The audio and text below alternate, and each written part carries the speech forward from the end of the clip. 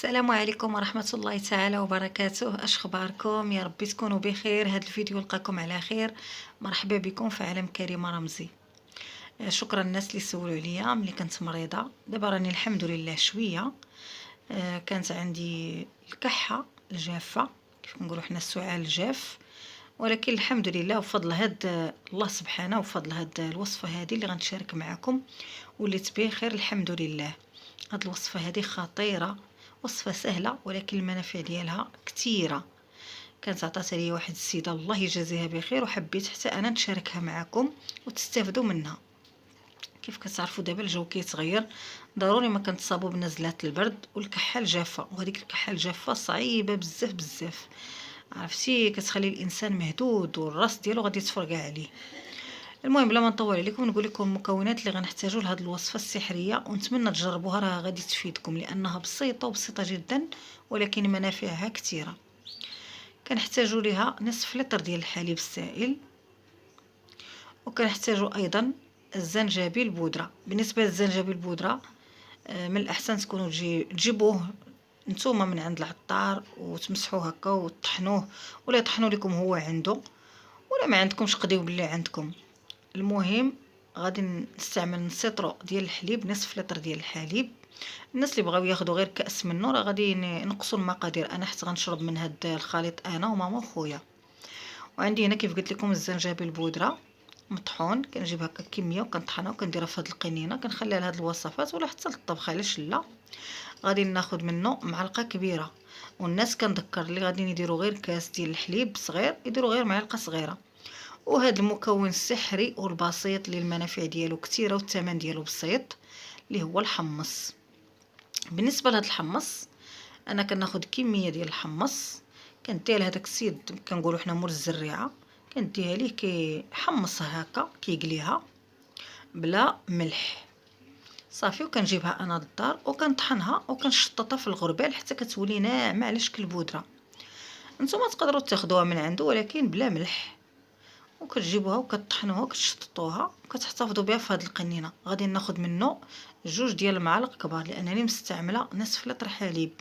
الا كان كيف قلت لكم كاس ديال الحليب كديروا معلقه صغيره ديال الزنجبيل بودره مطحون، وكديروا معلقه صغيره ولكن ممتلئه ديال هذا الحمص بودره.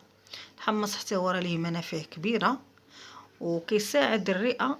الا كان فيها دوك الثقوب اللي كيسببوا السعال الجاف، كيساعد الرئه ان دوك الثقوب كيتملؤوا بهذا الخليط هذا. وبلا ما نطول عليكم نمشيو على بركه الله نبداو في الوصفه ديالنا اللي هي وصفه رائعه. بسم الله على بركه الله. اول خطوه في الوصفه ديالنا غادي ناخذ هذا الحليب غادي نديه فوق النار حتى كيغلي، يعني كيوصل لدرجه الغليان بحال ملي كنبغيو نديرو القهوه. بعد ما غلى الحليب وصل لدرجه الغليان، دابا غادي نضيف عليه معلقه كبيره ديال الزنجبيل بودره.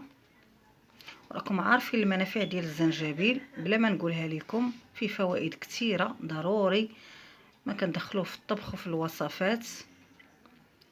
وغادي نضيف ايضا جوج معالق كبار ديال الحمص بودره، هذا المكون السحري والرائع واللي كيفيدنا بزاف وبزاف من جميع النواحي، خصوصا في هذه الوصفه غادي نجربوه ان شاء الله وغادي تستفادوا منه كيف انا استفدت منه وحبيت نتشاركه معكم. غادي ناخذ الفوي وغادي نخلطو مزيان باش ما يبقاوش لينا تكتلات. ما ديروش معلقه خشبيه ولا معلقه عاديه، ديروا هذا الفوي باش كتفرق هذوك الحبيبات، لان الزنجبيل مسحوق مزيان والحمص حتى هو مسحوق مزيان.